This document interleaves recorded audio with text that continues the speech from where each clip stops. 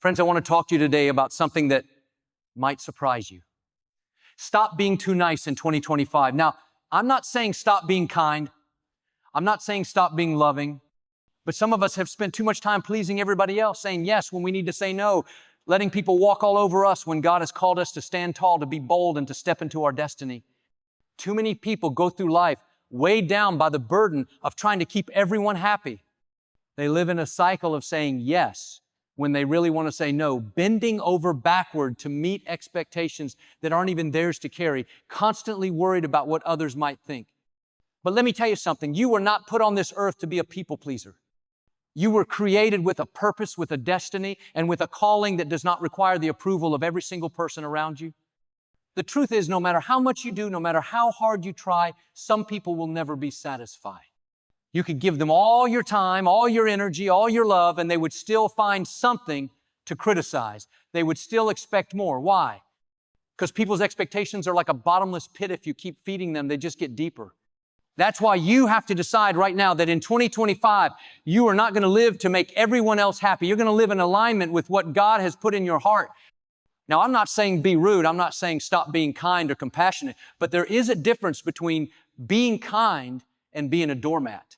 Some of us have confused the two.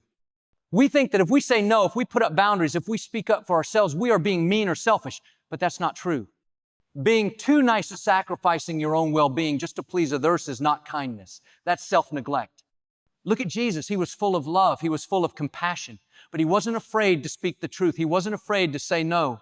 He wasn't afraid to walk away from people who tried to manipulate him. And he certainly wasn't afraid of upsetting the wrong people. He knew his mission. He knew his purpose. And he didn't let the opinions of others sway him from the path God had set before him. If you're always living for other people's approval, you'll end up exhausted, frustrated, and unfulfilled. Why? Because people's opinions are constantly changing. One minute they love you. The next minute they're criticizing you. You cannot base your joy, your peace, or your self-worth on something so unstable. That's why in 2025, you need to decide, are you going to keep living for people's approval, or are you going to live for your purpose? Because you can't do both. The moment you start standing firm in who you are, the moment you stop over-explaining your decisions and trying to justify yourself to people who will never understand, that's when you'll feel a new level of freedom. Some people won't like it when you stop trying to please them. They may get upset. They may even try to guilt trip you, but that's okay. That's their issue, not yours. Your responsibility is not to manage everyone's emotions, it's to stay true to what God has placed inside of you. So, in 2025, make a decision. Decide that you will no longer bend and break just to fit into someone else's expectations. Decide that you will no longer sacrifice your dreams, your time, or your peace for people who don't appreciate it. Decide that you will live boldly, confidently, and unapologetically in the purpose that was designed just for you. Because when you stop trying to please everyone, that's when you step into the life you were truly meant to live. Have you ever wondered why certain people seem to take advantage of you? Why some always expect you to drop everything for them, but when you need them, they're nowhere to be found? Why some speak to you with disrespect, dismiss your feelings, or assume that their time is more valuable than yours? It's frustrating, isn't it? But here's the hard truth. People treat you based on what you allow. Every time you let someone cross a boundary without addressing it, every time you say yes when you really want to say no, every time you tolerate behavior that makes you uncomfortable just to keep the peace, you are teaching people that it's okay to treat you that way. And once they learn that lesson, they will keep repeating the behavior. Not because they are bad people, but because you've given them permission. People don't naturally respect boundaries unless they are taught to. Think about a child who tests limits. If a child throws a tantrum and the parent gives in every time, what happens? The child learns that tantrums get them what they want, so they keep doing it. The same principle applies in your relationships, your friendships, your workplace, in every area of life. If you keep making yourself available at all times, people will assume you have no limits. If you always accommodate others, they will take it for granted. If you don't correct disrespect, people will assume you don't mind being treated that way. But here's the good news. Just as you've trained people to take advantage of your kindness, you can retrain them to respect your boundaries. You don't have to keep living like this. You don't have to keep feeling drained, used, or unheard. The moment you decide to value yourself, to set standards for how you will be treated, everything begins to change. This doesn't mean being harsh, rude, or cutting people off for no reason. It means recognizing your worth and refusing to accept anything less than what you deserve. It means speaking up when someone disrespects you instead of brushing it off. It means saying, I can't do that without feeling guilty. It means walking away from relationships that only take from you without giving anything in return. Some people will adjust, they will realize they've been overstepping, and they will start treating you better. Others won't like the new you, they'll push back, they'll call you selfish. They'll say, you've changed. And that's okay, let them think whatever they want. Because the truth is, you have changed. You've grown, you've learned to respect yourself. You've stopped living for other people's approval and started living in alignment with your true worth. And when you do that, something powerful happens. You attract better people into your life. When you respect yourself, others respect you. When you show confidence, people treat you with dignity. When you make it clear that you won't tolerate being used, manipulators will fade away, and the right people will step in, people who appreciate, uplift, and support you. So starting today, take a good look at your relationships, at the way people treat you, and ask yourself, am I teaching them to honor me? Or am I teaching them that I'll accept anything? Because at the end of the day, you set the standard. And when you raise that standard, your entire life will begin to shift. Too many people are living their lives apologizing for things that don't require an apology. They apologize for their personality, their dreams, their success, their decisions. They shrink themselves down, dim their light, and hold back who they truly are just to make other people comfortable. But let me tell you something. You were not created to live small. You were not designed to hide your true self just to fit into someone else's expectations. Think about how often you say, I'm sorry for things that aren't even wrong. You apologize for speaking up. You apologize for taking up space. You apologize for having a different opinion, for setting boundaries, for doing what's best for you. You apologize when someone else makes a mistake just to keep the peace. But why?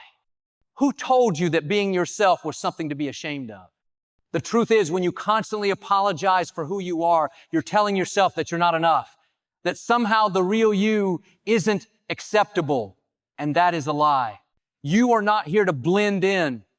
You are not here to seek approval from people who don't even understand your journey. You are here to live boldly, to be authentic, to walk in the fullness of who God created you to be.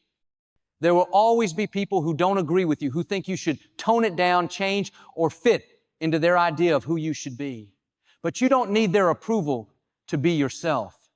If they can't handle your confidence, your success, your personality, that's their problem, not yours. Stop apologizing for dreaming big. Stop apologizing for having ambition. Stop apologizing for wanting more out of life. Some people will say you're too much, too outspoken, too confident, too independent, too different. But do you know what's really happening? They are uncomfortable because your confidence reminds them of their own insecurities. Instead of dimming your light to make them feel better, let them adjust.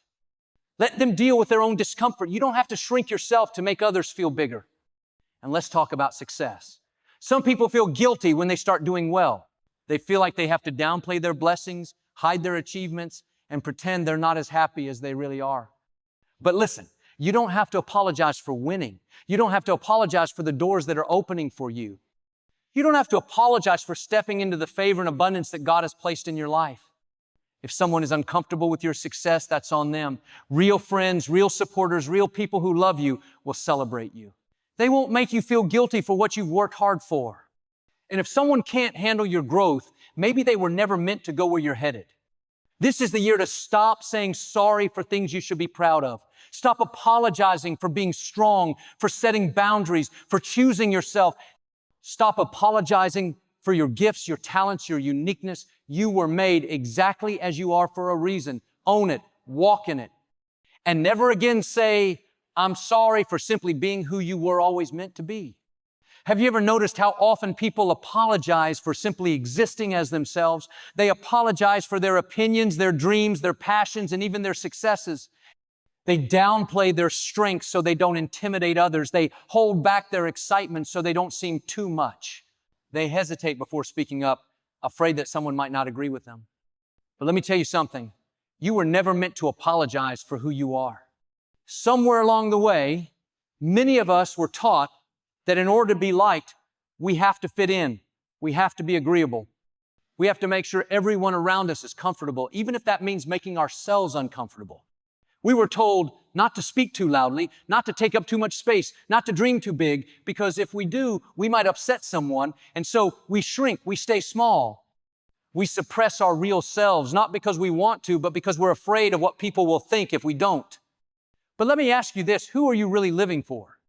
If you spend your whole life trying to fit into someone else's version of who you should be, you will never experience the full joy of becoming who you were created to be.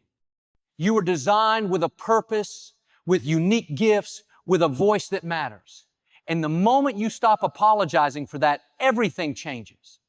How many times have you found yourself apologizing when you weren't even wrong? You say, "I'm sorry," when someone interrupts you, as if you were wrong for speaking. You say, "I'm sorry," when you succeed, as if your blessings are something to be ashamed of. You say, "I'm sorry," when you choose yourself, when you set boundaries, when you decide not to tolerate things that drain your energy. But here's the truth, you don't owe anyone an apology for being you. Not everyone is going to understand you, and that's okay. Not everyone is going to like you, and that's okay too. The right people, the ones who truly care about you, won't ask you to dim your light. They won't make you feel guilty for shining, for growing, for evolving into the best version of yourself. And the ones who do, they were never meant to be part of your journey in the first place. You don't have to apologize for being bold. You don't have to apologize for being strong. You don't have to apologize for having a voice, for having standards, for expecting to be treated with respect. You don't have to apologize for wanting more out of life, for reaching higher, for refusing to settle. And you certainly don't have to apologize for your success. Some people will tell you that you've changed, that you're not the same person you used to be. And they're right. You have changed. You've grown. You've learned to value yourself. You've stopped living for other people's approval. And some people won't like that because they benefited from your lack of boundaries. They benefited from the version of you that always said yes, that always put yourself last. But that version of you is gone. This is the year to own who you are completely, to stop second guessing yourself, to stop worrying about who you might offend by simply being authentic. You are not responsible for making everyone comfortable at the cost of your own happiness. You don't need to fit into a mold that wasn't meant for you. Stop apologizing for your voice. Stop apologizing for your presence. Stop apologizing for your ambitions. You don't need permission to be who you were created to be. Step into your purpose with confidence, walk boldly, and never again say, "I'm sorry," for being exactly who you are. There comes a time in life when you have to stop waiting for permission. You have to stop second guessing yourself, stop playing small, stop letting fear hold you back. You were created for more. You have a purpose, a calling, a destiny that is too great for you to stay in the shadows. But if you're ever going to step into that purpose, you have to make a decision to walk in boldness. Too many people live their entire lives afraid to step out. They stay stuck in the comfort zone, afraid of failure, afraid of judgment, afraid of what people might say. They let fear talk them out of their dreams. They listen to the voices that tell them they're not good enough, not qualified enough, not strong enough. But let me tell you something, fear is a liar. Fear will always try to keep you small because it knows that if you ever step into who you were truly meant to be, nothing could stop you. Walking in boldness means deciding that you are no longer going to let fear dictate your life. It means standing tall in who you are, speaking with confidence, moving forward even when you don't have all the answers. It means knowing that you don't have to be perfect to be powerful. You don't have to have it all figured out before you take the first step. God doesn't call the qualified. He qualifies the called. And if He put a purpose inside of you, He has already equipped you with everything you need to fulfill it. Stepping into your purpose requires faith. It requires believing in yourself even when others don't. It requires taking risks, trying new things, and refusing to settle for a life that is less than what you were created for. Too many people talk themselves out of their destiny because they don't feel ready. They wait for the perfect moment, the perfect opportunity, the perfect plan. But there is no perfect time. The time is now. You don't have to have all the details. Just take the step and the path will unfold. Walking in boldness also means letting go of people and things that no longer align with your purpose. Some relationships, some environments, some old mindsets will have to be left behind. Not everyone can go where you're going. Some people will try to keep you small because that's where they feel comfortable.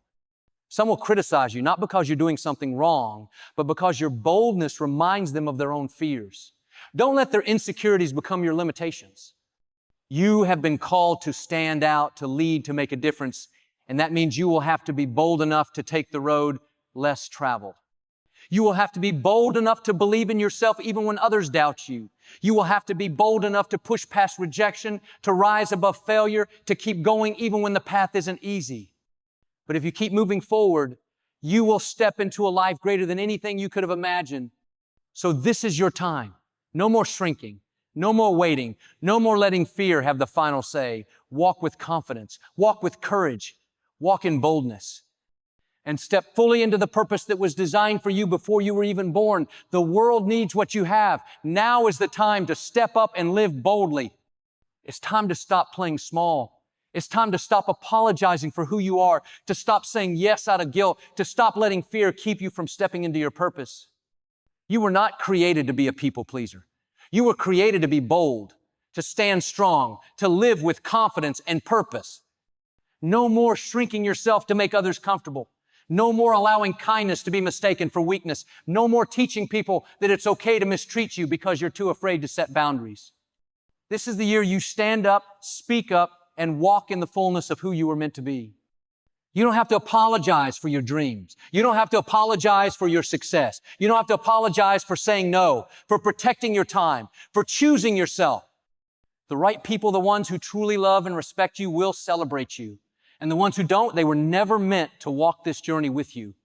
So from this moment forward, walk in boldness. Speak with confidence. Stand firm in your worth. No more waiting for permission. No more seeking approval. No more allowing fear to hold you back. The time is now. The world needs the real you, the strong, confident, purpose-driven you. Step up, step out, and never again be afraid to live boldly in the life you were created for.